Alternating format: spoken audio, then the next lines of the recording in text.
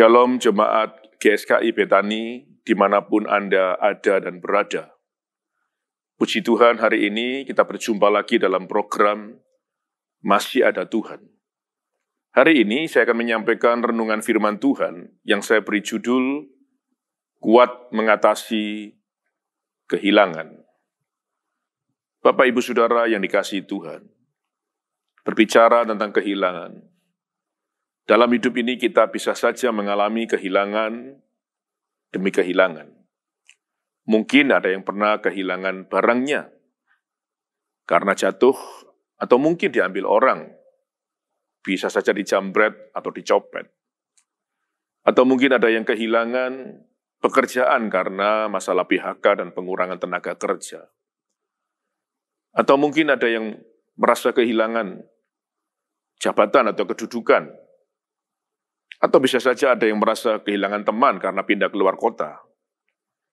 Mungkin juga ada yang merasa kehilangan pacarnya. Tenang, kalau ada yang kehilangan pacar, relakan, percaya Tuhan akan gantikan yang lebih baik.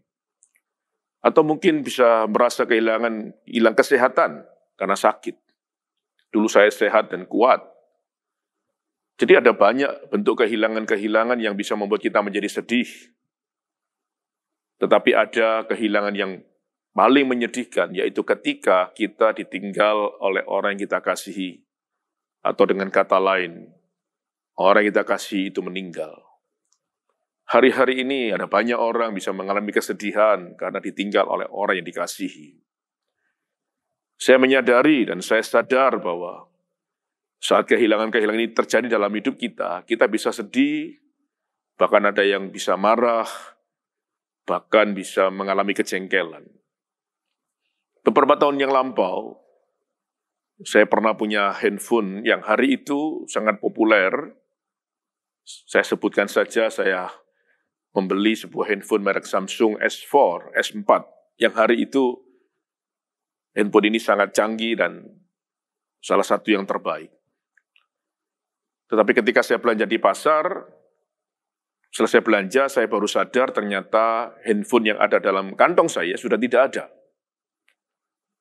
Saya coba ingat, ternyata tadi ketika saya belanja sayur, ada seorang ibu yang terus mepet ke saya, dan saya nggak sadar bahwa kemungkinan besar ibu itulah yang mencopet handphone saya. Wah, betapa sedihnya saya. Tidak hanya sedih, saya jengkel. Handphone itu baru dibeli seminggu yang lalu. Ternyata hari itu harus hilang. Mungkin juga saudara hari ini sedang mengalami kehilangan demi kehilangan, bisa mengalami yang sama, bisa sedih, menangis, jengkel, marah, dan sebagainya. Coba kita akan lihat di dalam Alkitab, ada seorang tokoh yang pernah mengalami kehilangan, dan menurut saya, dia mengalami kehilangan jauh lebih berat dibanding kita. Siapakah dia? Dia adalah Ayub. Ayub mengalami kehilangan bukan main-main, sangat berat. Dia punya anak 10, 10-10-nya mati semua. Kemudian dia punya ternak, harta benda, dijarah orang jahat, dirampok, dan sebagian disambar api dari langit. Berarti hari itu dia punya harta, ternak, kambing domba, habis semua. Ditambah penjaga atau pegawainya dipukuli, disiksa, dihajar, bahkan dibunuh. Saya nggak bisa membayangkan keadaan Ayub hari itu.